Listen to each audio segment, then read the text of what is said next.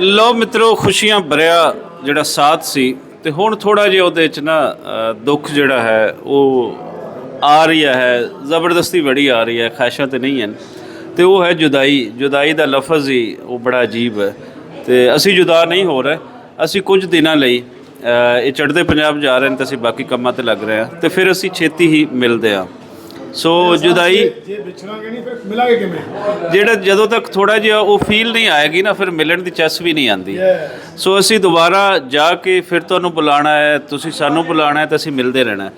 Conference ਹੋ ਗਈ। ਇਸ ਕਾਨਫਰੰਸ ਦੇ ਅੰਦਰ ਜਿਹੜੇ ਸਾਡੇ ਮਿੱਤਰ ਪਿਆਰੇ ਚੜ੍ਹਦੇ ਪੰਜਾਬ ਤੋਂ ਆਏ, ਸਾਡੇ ਮਾਨ ਸ਼ਖਸੀਅਤਾਂ ਪੰਜਾਬ ਦੀਆਂ, ਉਹਨਾਂ ਦੇ ਵਿੱਚ ਕਰਮਜੀਤ ਸਿੰਘ ਅਨਮੋਲ ਜੀ ਹਨ ਔਰ ਗੁਰਪ੍ਰੀਤ ਕੌਰ ਜੀ ਹਨ, ਸਾਡੇ ਨਾਲ ਬੰਗੂ ਜੀ ਹਨ, ਸਵਰਨ ਸਿੰਘ ਬੰਗੂ ਸਾਹਿਬ ਹਨ, ਮਲਕੀਤ ਰੋਣੀ ਸਾਹਿਬ ਹਨ ਤੇ ਪਰਮਵੀਰ ਸਿੰਘ ਜੀ ਹੋਰੀ ਹਨ। ਸਭ ਤੋਂ ਅਸੀਂ ਪੁੱਛਦੇ ਹਾਂ ਕਿ ਕਿੰਜ ਦਾ ਲੱਗਿਆ। ਔਰ ਮੈਂ ਚਾਹਾਂਗਾ ਕਿ ਇਹਦੇ ਅੰਦਰ ਕੋਈ ਇਹ ਨਾ ਕਹੋ ਕਿ ਅਹਿਮਦ ਰਜ਼ਾ ਕੋਲ ਖੜਾ ਹੈ, ਅੰਜਮ ਕੋਲ ਖੜਾ ਹੈ, ਸਰਵਰ ਬੁੱਟਾ ਕੋਲ ਖੜਾ ਹੈ ਤੇ ਅਸੀਂ ਤਾਰੀਫ ਕਰਨੀ ਹੈ। ਜੋ ਬੁਰਾ ਲੱਗਿਆ ਹੈ ਉਹ ਲਾਜ਼ਮੀ ਦੱਸੋ, ਜੇ ਕੋਈ ਇੱਕ ਅੱਧੀ ਚੀਜ਼ ਚੰਗੀ ਲੱਗੀ ਹੈ ਤਾਂ ਉਹ ਵੀ ਦੱਸਦੇ ਜਾਓ।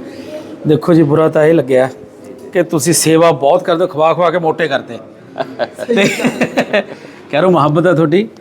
ਸੋ ਰਜ਼ਾ ਸਾਹਿਬ, ਡਾਕਟਰ ਰਜ਼ਾ ਅਹਿਮਦ ਰਜ਼ਾ ਪੰਜਾਬੀ, ਇਹਨਾਂ ਨੇ ਡਾਕਟਰ ਬਣਾ ਛੱਡਿਆ ਜੀ ਤੇ ਇਹਨਾਂ ਨੂੰ ਡਾਕਟਰੇਟ ਦੀ ਮੈਂ ਉਪਾਧੀ ਦੇ ਦਿੱਤੀ ਹੈ ਆਪਣੇ ਵੱਲੋਂ, ਤੇ ਵੈਸੇ ਵੀ ਇਹਨਾਂ ਨੂੰ ਮਿਲ ਜਾਣੀ ਆਨਰਰੀ ਜਿਹੜੀ ਫੈਲੋਸ਼ਿਪ ਹੁੰਦੀ ਹੈ। ਸੋ ਰਜ਼ਾ ਸਾਹਿਬ, ਇੰਨਾ ਤੁਸੀਂ ਪੰਜਾਬੀ ਨੂੰ ਪਿਆਰ ਕਰਦੇ ਹੋ, ਇੰਨਾ ਪੰਜਾਬੀ ਲਈ ਚਿੰਤਤ ਹੋ, ਇੰਨੀ ਚਿੰਤਾ ਕਰਦੇ ਹੋ ਪੰਜਾਬੀ ਦੇ ਲਈ ਕਿ ਪੰਜਾਬੀ ਸਾਡੀ ਕਿਉਂ ਨਹੀਂ ਲਾਜ਼ਮੀ ਹੋਈ ਇੱਥੇ। ਪਰ ਤੁਹਾਡੇ ਯਤਨਾਂ ਦੇ ਸਦਕਾ ਇੱਥੇ ਇੱਕ ਕੋਈ ਵੱਡਾ ਸਕੂਲ ਹੈ, ਕਿਹੜਾ ਕੀ ਨਾਂ ਹੈ ਜੀ ਉਹ? LGS, ਉਹਦੇ ਵਿੱਚ ਕਹਿੰਦੇ ਪੰਜਾਬੀ ਲਾਜ਼ਮੀ ਕਰਤੀ ਉਹਨਾਂ ਨੇ।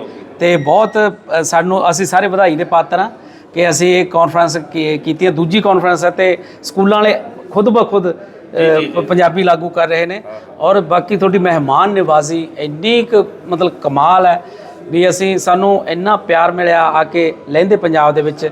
ਸਾਨੂੰ ਮਹਿਸੂਸ ਹੀ ਨਹੀਂ ਹੋਣ ਦਿੱਤਾ ਕਿ ਅਸੀਂ ਆਪਣੇ ਘਰ ਬੈਠੇ ਹਾਂ ਜਾਂ ਕਿਤੇ ਬੇਗਾਨੇ ਮੁਲਕ ਹਾਂ, ਤੇ ਅਸੀਂ ਉਹੀ ਸਾਡੇ ਪਹਿਰਾਵੇ, ਉਹੀ ਬੋਲੀ, ਉਹੀ ਖਾਣੇ, ਸੋ ਉਹੀ ਬਾਣੇ, ਹਰ ਇੱਕ ਚੀਜ਼ ਦੇ ਵਿੱਚ ਤੁਸੀਂ ਮੁਹੱਬਤ ਭਰੀ ਹੈ। ਔਰ ਅਸੀਂ ਮੁਹੱਬਤਾਂ ਦੀਆਂ, ਮੋਹ ਦੀਆਂ, ਖਲੂਸ ਦੀਆਂ ਪੰਡਾਂ ਭਰ ਕੇ ਲੈ ਕੇ ਜਾ ਰਹੇ ਹਾਂ ਇੱਥੋਂ, ਤੇ ਉਧਰੋਂ ਅਸੀਂ ਇਹ ਤੁਹਾਡਾ ਪਿਆਰ ਹੈ ਜਿਹੜਾ ਅਸੀਂ ਪੂਰੇ ਮਤਲਬ ਵਿਆਹ ਸਮੇਤ ਮੋੜਾਂਗੇ। ਤੇ ਹੁਣ ਅਸੀਂ ਤੁਹਾਨੂੰ ਸੱਦਾ ਦੇਵਾਂਗੇ ਕਿ ਉਧਰ ਅਸੀਂ ਕੋਈ ਪ੍ਰੋਗਰਾਮ ਉਲੀਕਾਂਗੇ ਤੇ ਸਾਰੇ ਪੰਜਾਬੀ ਭਰਾ ਸਾਡੇ ਕਲਾਕਾਰ, ਬੁੱਧੀਜੀਵੀ, ਲੇਖਕ ਉੱਥੇ ਪਹੁੰਚਣ। ਤੇ ਤੁਹਾਡਾ ਬਹੁਤ ਬਹੁਤ ਧੰਨਵਾਦ। ਅਸੀਂ ਬਹੁਤ ਹੀ ਜ਼ਿਆਦਾ ਮੋਹ ਮੁਹੱਬਤਾਂ ਇੱਥੋਂ ਤੁਹਾਡੀਆਂ ਲੈ ਕੇ ਚੱਲੇ ਹਾਂ। ਸਾਡਾ ਅੰਜਮ ਗਿੱਲ ਨੇ ਸਾਨੂੰ ਘੁਮਾਇਆ, ਨਨਕਾਣਾ ਸਾਹਿਬ ਲੈ ਕੇ ਗਏ, ਡੇਰਾ ਸਾਹਿਬ ਗੁਰਦੁਆਰਾ ਸਾਹਿਬ ਗੁਰੂ ਅਰਜਨ ਦੇਵ ਜੀ ਦੇ, ਤੇ ਬਾਬਾ ਆਪਣਾ ਕੀ ਹੈ ਮਹਾਰਾਜਾ ਰਣਜੀਤ ਸਿੰਘ ਜੀ ਦੀ ਜਗ੍ਹਾ ਦਿਖਾਈ, ਕਿੰਨੀ ਜਗ੍ਹਾ। ਤੇ ਸਾਡੇ ਨਾਲ ਮੈਂ ਜਿਨ੍ਹਾਂ ਦੇ ਬਾਬਤ ਗੱਲ ਕਰ ਰਿਹਾ, ਸਵਰ ਟਹਿਣਾ ਜੀ ਵੀ ਆ ਗਏ ਹੈ। ਹਾਂਜੀ, ਤੇ ਬਹੁਤ ਹੀ ਮੁਹੱਬਤਾਂ ਲੈ ਕੇ ਚੱਲੇ ਜੀ। ਟਹਿਣਾ ਸਾਹਿਬ, 1 ਮਿੰਟ ਦੇ ਅੰਦਰ ਕਿ ਕਿਹੜੀ ਚੀਜ਼ ਬੁਰੀ ਲੱਗੀ, ਕਿਹੜੀ ਚੀਜ਼ ਚੰਗੀ ਲੱਗੀ? ਭਾਜੀ, ਬੁਰੀ ਜੇ ਵਿੱਚੋਂ ਕੱਢਾਂਗੇ ਤਾਂ ਅਸੀਂ ਆਪ ਹੀ ਬੁਰੇ ਹਾਂ। ਆਏ ਹਾਏ, ਪਹਿਲੀ ਗੱਲ ਤਾਂ ਇਹ ਆ। ਤੇ ਚੰਦ ਥੱਲੇ ਕਦੇ ਚੰਦ ਲਿਖਣ ਦੀ ਲੋੜ ਨਹੀਂ ਪਈ। ਆਏ ਹਾਏ, ਇਹ ਤੁਹਾਡਾ ਕੁੱਲ ਪ੍ਰਭਾਵ ਆ। ਤੇ ਮੇਰੀ ਉਮਰ ਹੋਵੇ 2 ਮਹੀਨੇ ਤੇ ਮੇਰੀ ਉਮਰ ਹੋਵੇ 2 ਮਿੰਟ ਦੀ, ਤਾਂ ਮੈਂ ਆਖਰੀ ਸਾਹ ਤੱਕ ਸਾਰਾ ਕੁਝ ਹੀ ਚੇਤੇ ਰੱਖੂੰਗਾ। ਵਾਹ ਜੀ। ਦੁੱਖ ਇਸ ਗੱਲ ਦਾ ਕਿ ਮਾਂ ਬੋਲੀ ਲਈ ਵੀ ਯਤਨ ਕਰਨੇ ਪੈ ਰਹੇ ਆ, ਪਰ ਖੁਸ਼ੀ ਇਸ ਗੱਲ ਦੀ ਕਿ ਮਾਂ ਬੋਲੀ ਲਈ ਯਤਨ ਆ ਲੋਕ ਕਰ ਰਹੇ ਤੇ ਅਸੀਂ ਉਹੋ ਜਿਹੇ ਕਰ ਨਹੀਂ ਸਕੇ। ਸਾਰਾ ਕੁਝ, ਬਹੁਤ ਕੁਝ ਤੁਹਾਡੇ ਕੋਲੋਂ ਸਿੱਖ ਕੇ ਚੱਲੇ ਆ, ਬੜਾ ਕੁਝ ਦੇਖ ਕੇ ਚੱਲੇ ਆ। ਤੇ ਮੈਨੂੰ ਕੱਲ ਰੌਣੀ ਸਾਹਿਬ ਇੱਕ ਸੱਜਣ ਨੇ ਪੁੱਛਿਆ ਮੈਨੂੰ, ਕਹਿੰਦੇ ਵੀ ਨਫ਼ਰਤਾਂ ਕਿਵੇਂ ਮੁੱਕ ਸਕਦੀਆਂ?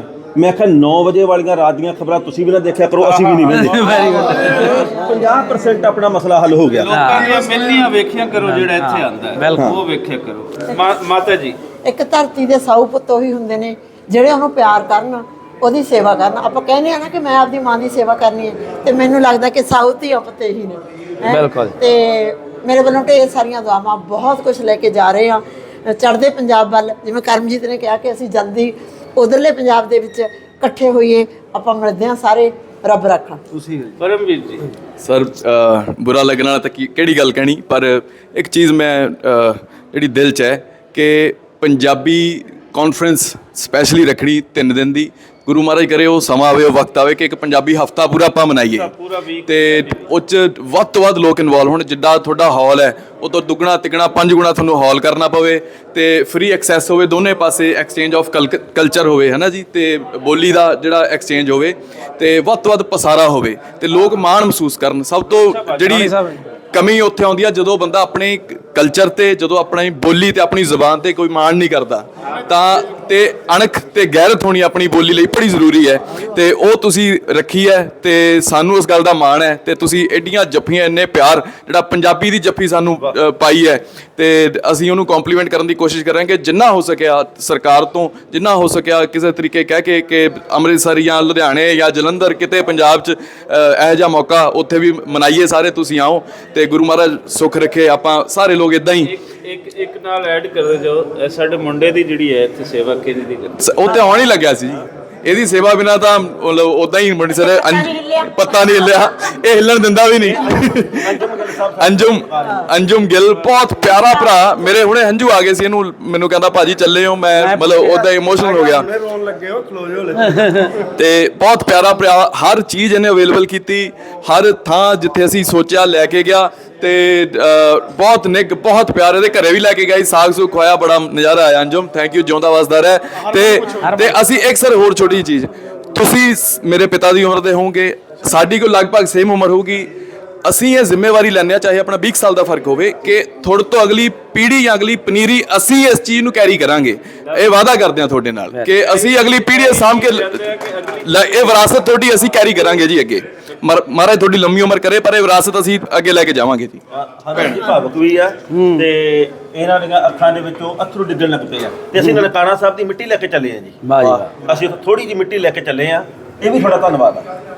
ਰੋ ਨਾ ਕੁੜੀਏ ਤੂੰ ਵੱਲ ਲੱਸੇ ਤੂੰ ਫੇਰ ਵੀ ਆ ਤੁਸੀਂ ਤਾਂ ਹੱਸਦੇ ਚੰਗੇ ਲੱਗਦੇ ਹੋ। ਕੁਝ ਚੀਜ਼ਾਂ ਮੈਨੂੰ ਲੱਗਦਾ ਤੁਹਾਡੇ ਸ਼ਬਦਾਂ 'ਚ ਬਿਆਨ ਨਹੀਂ ਹੋ ਸਕਦੀਆਂ।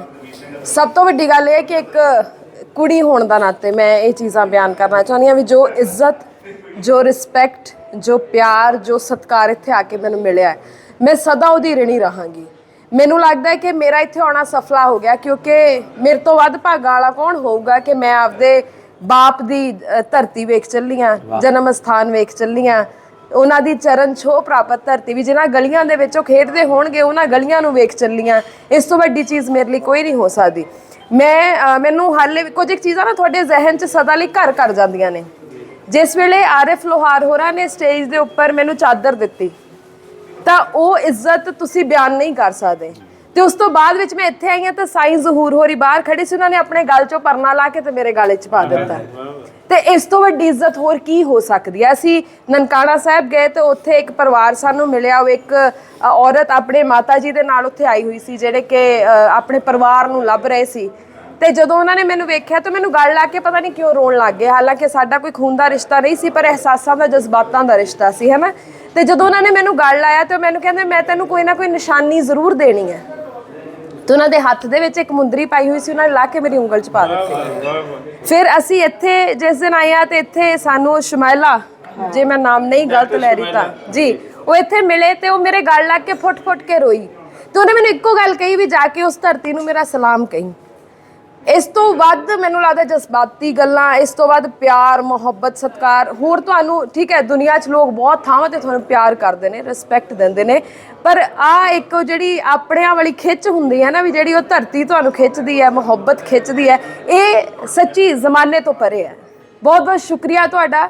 ਮੈਨੂੰ ਇਹ ਲੱਗਦਾ ਵੀ ਇਹ ਤੁਹਾਡੇ ਕਰਕੇ ਹੀ ਮੈਂ ਇੱਥੇ ਆ ਪਾਈ ਹਾਂ। ਮਾਣ ਦਿੱਤਾ ਹੈ ਜੀ ਰਜ਼ਾ ਸਾਹਿਬ, ਤੁਸੀਂ ਮਾਣ ਦੇ ਕਾਬਿਲ ਹੋ। ਕੀਤਾ ਹੈ ਕਿ ਅਸੀਂ ਕੁਝ ਕਰ ਸਕੀਏ। ਰਜ਼ਾ ਸਾਹਿਬ ਇੱਕ ਹੋਰ ਗੱਲ ਆ, ਭਾਵੇਂ ਤੁਹਾਡੇ ਕੋਲੇ 100 ਦੇਸ਼ਾਂ ਦੇ ਵੀਜ਼ੇ ਹੋਣ, ਹਰ ਥਾਂ ਦੇ ਉੱਤੇ ਤੁਸੀਂ ਕਮਾਉਨੇ ਕੀ ਹੋ, ਤੁਹਾਡੀ ਰਿਟਰਨ ਕੀ ਆ, ਤੁਹਾਡੀ ਟਰੈਵਲਿੰਗ ਹਿਸਟਰੀ ਕੀ ਆ, ਪਰ ਇੱਥੇ ਤਾਂ ਮਾਂ ਬੋਲੀ ਕਰਕੇ ਹੀ ਟਰੈਵਲਿੰਗ ਹੋਈ। ਬਿਲਕੁਲ ਮਾਂ ਬੋਲੀ ਕਰਕੇ ਹੀ। ਤੇ ਜੇ ਮੰਨ ਲਓ ਇੱਕ ਹੋਰ ਗੱਲ ਆ, ਜਦੋਂ ਅਸੀਂ ਬਾਹਰ ਜਾਂਦੇ ਆ, ਜੇ ਮੰਨ ਲਓ ਸਾਨੂੰ ਬੰਦਾ ਕਹੇ ਜੀ ਕਿ ਤੁਹਾਨੂੰ 3 ਹਫ਼ਤੇ ਲਈ ਬਣਾ ਦੇ, ਕਿਸੇ ਕਹਿੰਦਾ ਨਾ 12 ਦਿਨ ਦਾ ਹੀ ਰੱਖਿਓ, 12 ਨਹੀਂ 7ਵੇਂ ਦਿਨ ਦਾ ਹੀ।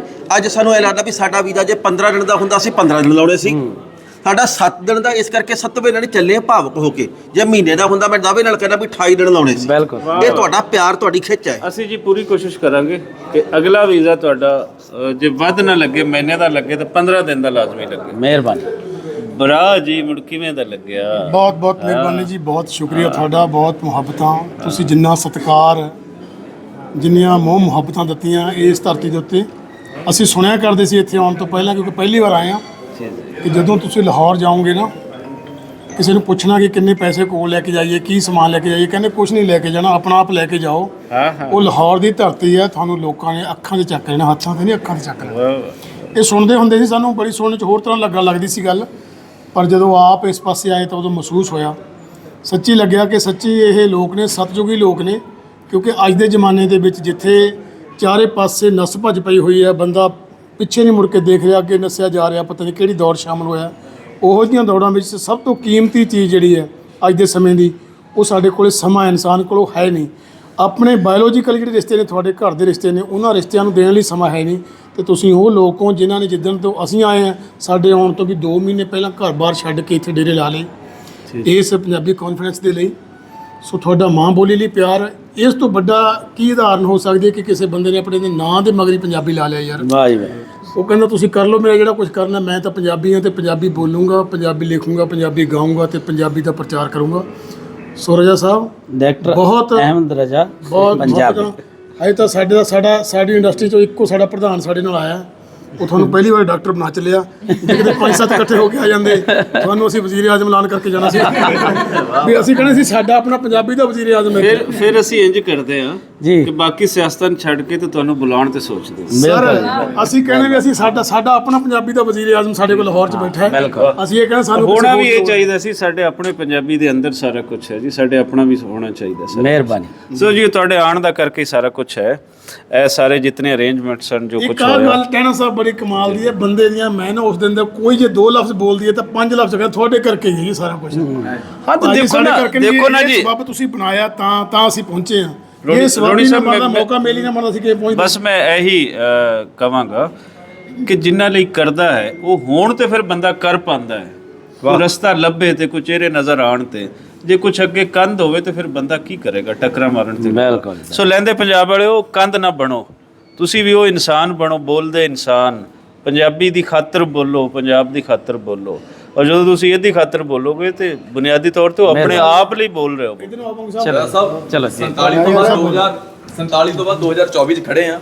ਬੰਦਾ ਜਦੋਂ ਆਪਣੇ ਪਰਿਵਾਰ 5-7 ਜਣਿਆਂ ਦੇ ਪਰਿਵਾਰ ਚੋਂ ਕਿਤੇ ਬਾਹਰ ਜਾਂਦਾ, ਮਹੀਨੇ ਬਾਅਦ ਮੁੜਦਾ, ਓਪਰਾ ਨਹੀਂ ਲੱਗਦਾ। 47 ਤੋਂ ਬਾਅਦ ਆ ਕੇ ਐਂ ਲੱਗ ਰਿਹਾ ਕੋਈ ਓਪਰਾ ਹੀ ਨਹੀਂ, ਜਿਵੇਂ ਆਪਣੇ 'ਚ ਮੁੜੇ ਹੁੰਦੇ, ਆਪਣੇ ਪਰਿਵਾਰ 'ਚ ਮੁੜੇ ਹੁੰਦੇ, ਆਪਣੇ ਘਰ 'ਚ ਮੁੜੇ ਹੁੰਦੇ। ਅੰਕਲ ਜੀ, ਪਰੋ ਸਾਹਿਬ ਉਹਨੂੰ ਇੱਥੇ ਨੂੰ ਪਾਈ, ਇੱਥੇ ਪਰੋ ਸਾਹਿਬ ਆਜੋ ਜੀ। ਬੋਲਿਓ ਇੱਕ ਮਿੰਟ ਲਈ ਬਸ। ਸਤਿ ਸ਼੍ਰੀ ਅਕਾਲ। ਬਹੁਤ ਸਾਰੀਆਂ ਗੱਲਾਂ ਹੋ ਚੁੱਕੀਆਂ ਨੇ, ਮੇਰੇ ਤੋਂ ਪਹਿਲਾਂ ਵੀ ਬਹੁਤ ਸਾਰੀਆਂ ਗੱਲਾਂ ਹੋਈਆਂ ਨੇ, ਤੇ ਮੈਨੂੰ ਐ ਲੱਗਦਾ ਹੈ ਕਿ ਆਪਾਂ ਬਾਰ-ਬਾਰ ਉਹੋ ਹੀ ਗੱਲਾਂ ਜਿਹੜੀਆਂ ਬਾਰ-ਬਾਰ ਕਰ ਰਹੇ ਹੈਗੇ ਆ। ਤੇ ਕੁੱਲ ਮਿਲਾ ਕੇ ਇਹੋ ਹੀ ਲੱਗਿਆ ਹੈਗਾ ਕਿ ਬਹੁਤ ਸਾਰੀਆਂ ਅਸੀਂ ਯਾਦਾਂ ਇੱਥੋਂ ਲੈ ਕੇ ਜਾ ਰਹੇ ਹੈਗੇ ਆ। ਤੇ ਇਹ ਸਾਡਾ ਇੱਕ ਹਾਸਲ ਹੈਗਾ ਇੱਥੇ ਆਉਣ ਦਾ। ਤੇ ਮੈਨੂੰ ਇੱਥੇ ਆ ਕੇ ਇਹ ਵੀ ਲੱਗਿਆ ਹੈਗਾ ਕਿ ਜਿਹੜਾ ਅਸੀਂ ਇੱਕ ਦੂਜੇ ਨੂੰ ਘੁੱਟ-ਘੁੱਟ ਕੇ ਜੱਫੀਆਂ ਪਾਉਂਦੇ ਆ, ਗਲ ਨਾਲ ਲਾਉਂਦੇ ਆ, ਇਹਦੇ ਪਿੱਛੇ ਇੱਕ ਪਛਤਾਵਾ ਹੈਗਾ। ਜਿਹੜੀਆਂ ਸਾਡੇ ਪੁਰਖਿਆਂ ਤੇ ਕੋਈ ਗਲਤੀਆਂ ਹੋਈਆਂ ਸੀਗੀਆਂ ਨਾ, ਅਸੀਂ ਉਹ ਪਛਤਾਵਾ ਕਰ ਰਹੇ ਹੈਗੇ ਆ। ਤੇ ਨਾਲ ਦੀ ਨਾਲ ਇੱਕ ਅਹਿਦ ਵੀ ਕਰ ਰਹੇ ਹੈਗੇ ਆ ਅਸੀਂ ਇਹਨਾਂ ਸਾਂਝਾਂ ਨੂੰ ਲੰਮੀਆਂ ਉਮਰਾਂ ਦੇ ਵਿੱਚ ਬਦਲਣ ਦਾ। ਤੇ ਇਹਦੇ ਵਿੱਚ ਹੁਣ ਇਹੋ ਹੀ ਹੈ ਸਾਡੀ ਜਿਹੜੀ ਬੇਨਤੀ ਹੈਗੀ ਹੈ। ਆਵਾਮ ਤਾਂ ਇਹ ਸਾਰੀ ਗੱਲ ਸਮਝ ਹੀ ਰਿਹਾ ਕਿ ਜੇ ਸਾਡੇ ਹੁਕਮਰਾਨ ਦੋਨਾਂ ਦੇਸ਼ਾਂ ਦੇ ਸਮਝ ਜਾਣ ਤੇ ਸਾਡੀ ਜਿਹੜੀ ਵੀਜ਼ਾ ਪ੍ਰਣਾਲੀ ਆ ਉਹ ਸਰਲ ਹੋ ਜਾਵੇ, ਅਸੀਂ ਆਰਾਮ ਨਾਲ ਇੱਕ ਦੂਜੇ ਦੇ ਦੇਸ਼ ਦੇ ਵਿੱਚ ਆ ਜਾ ਸਕੀਏ। ਸੋ ਬਹੁਤ ਹੀ ਅੱਛਾ ਲੱਗਿਆ ਜੀ, ਬਹੁਤ ਹੀ ਅੱਛਾ ਲੱਗਿਆ। ਜਦੋਂ ਲੋਕ ਇੱਕੋ ਸਾਈਡ ਤੇ ਚੱਲਣ ਲੱਗ ਜਾਣਗੇ ਨਾ ਤਾਂ ਸਰਕਾਰਾਂ ਨੂੰ ਵੀ ਸੋਚਣਾ ਪੈਂਦਾ। ਸੋ ਸਰਕਾਰਾਂ ਵੀ ਸੋਚਣਗੀਆਂ, ਸੌਖ ਪੈਦਾ ਹੋਏਗੀ। ਇੱਕ ਪੁਰਾਣਾ ਗੀਤ ਹੈ ਜੀ, ਕਹਿੰਦੇ ਮੇਰੀ ਉਮਰ ਕੇ ਨੌਜਵਾਨੋ, ਇਹ ਤੁਹਾਡੇ ਲਈ ਬੇਨਤੀ ਹੈ ਕਿ ਮੇਰੀ ਉਮਰ ਦੇ ਮੁੰਡਿਓ, ਨੌਜਵਾਨੋ। ਸੋ ਜਦੋਂ ਅਸੀਂ ਪੜ੍ਹਦੇ ਹੁੰਦੇ ਸੀ ਨਾ, ਉਦੋਂ ਅਜੀਤ ਅਖਬਾਰ 'ਚ ਇੱਕ ਲੇਖ ਪੜ੍ਹਿਆ ਕਰਦੇ ਸੀ ਐਸ ਅਸ਼ੋਕ ਭੌਰਾ ਦਾ ਸੱਭਿਆਚਾਰ ਬਾਰੇ। ਸੋ ਇਹ ਉਹ ਬੰਦਾ ਹੈ ਜੀ, ਆ ਜਿਹੜਾ ਮੇਰੇ ਨਾਲ ਖੜਾ ਹੈ, ਇਹ ਐਸ ਅਸ਼ੋਕ ਭੌਰਾ ਹੈ। ਇਹ ਦੁਨੀਆ ਦੇ ਬੰਦਿਆਂ ਨੂੰ ਇਕੱਠੇ ਕਰਕੇ ਪੰਜਾਬੀ ਕਾਨਫਰੰਸ ਲੈ ਕੇ ਆਉਂਦਾ। ਭਾਜੀ 1 ਮਿੰਟ ਲਈ ਦੱਸਿਓ ਮਾੜਾ ਜਿਹਾ, ਕਹਿੰਦੇ ਕੋਈ ਬੋਲ ਕੇ ਜਾਓ, ਜਾਣ ਲੱਗੇ ਹੋ।